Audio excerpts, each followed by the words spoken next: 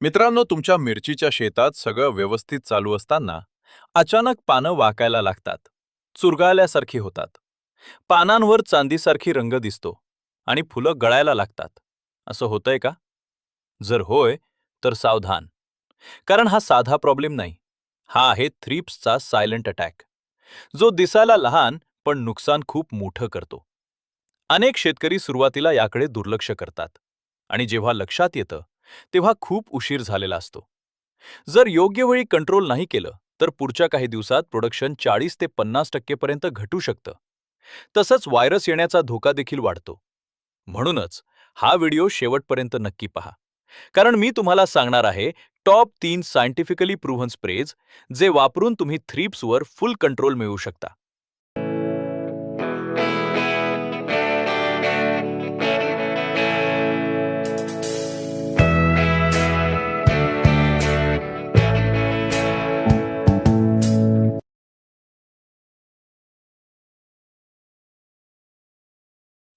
Thrips हे sucking paste आहेत, जे पानांमधील रस शोषतात. त्यामुळे झाडाची वाढ थांबते.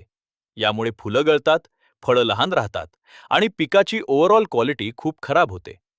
सर्वात महत्त्वाची गोष्ट म्हणजे थ्रिप्स खूप वेगानं वाढतात आणि एका पानावरून दुसऱ्या पानावर पटकन पसरतात. म्हणूनच अर्ली स्टेजमध्ये कंट्रोल करणं खूप गरजेचं आहे. आता आपण बघूयात यावरचे टॉप 3 स्प्रे. पहिला आणि सर्वात पॉवरफुल स्प्रे आहे UPL लॅन्सर गोल्ड. 1 ग्राम प्रति लिटर पाणी प्लस नीम ऑइल 10,000 ppm, अर्धा ते 1 मिलीलिटर प्रति litre plus best quality sticker. यामध्ये ॲसिफेट 50% आणि इमिडाक्लोप्रिड 1.8% SP हे घटक आहेत. ॲसिफेट किडीच्या नर्वस सिस्टमवर डिरेक्ट अटॅक करतो, तर इमिडाक्लोप्रिड सिस्टमिक असल्यामुळे झाडाच्या आत जाऊन किडी मारतो. यामुळे तुम्हाला फास्ट नॉकडाऊन प्लस लॉंग प्रोटेक्शन मिळतं. नीम ऑइलमुळे रिपेलेंट इफेक्ट मिळतो आणि नवीन किडी येणं कमी होतं. थ्रिप्सची सुरुवात दिसताच हा स्प्रे करा, म्हणजे इन्फेस्टेशन वाढण्याआधीच कंट्रोल मिळेल. दुसरा स्प्रे आहे सिंजेंटा अलिका. 1 मिलीलिटर प्रति लिटर प्लस क्लोरोपायरिफॉस 20%, 1 मिलीलिटर प्रति लिटर प्लस स्टिकर. अलिकामध्ये थियामेथॉक्सम 12.6% आणि लॅम्डा सायहोलोथ्रिन 9.5% ZC हे घटक असतात. थियामेथॉक्सम सिस्टमिक ॲक्शन देतो, म्हणजे झाडाच्या आत जाऊन किडीवर काम करतो. लॅम्डा सायहोलोथ्रिन कॉन्टॅक्ट ॲक्शन देतो आणि क्लोरोपायरिफॉसच्या गॅस इफेक्ट किडींवर स्ट्रॉंग कंट्रोल मिळतो.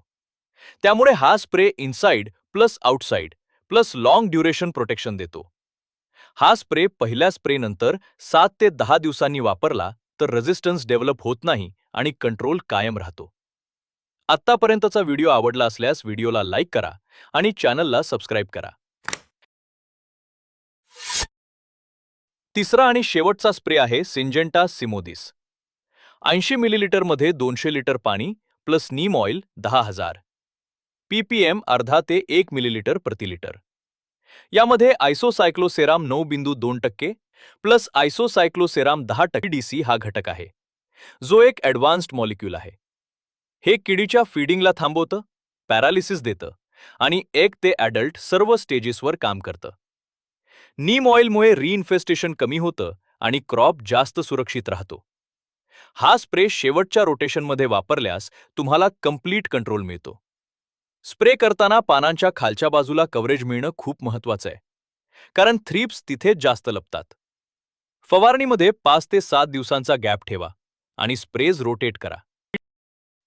प्रत्येक स्प्रेमध्ये स्टिकर वापरणं अत्यावश्यक आहे, कारण त्यामुळे औषध पानावर जास्त वेळ टिकतं आणि इफेक्टिव्हनेस वाढतो.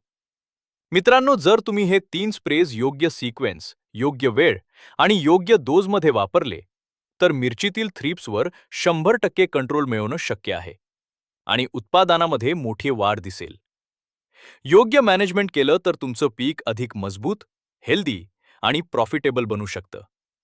आणि जर तुम्हाला लष्करी अळी कंट्रोल कशी करायची याबद्दल कंप्लीट माहिती हवी असेल, तर स्क्रीनवर दिसणारा पुढचा व्हिडिओ नक्की पहा. व्हिडिओ आवडला असेल तर लाईक करा, शेअर करा आणि चॅनलला सबस्क्राईब करा.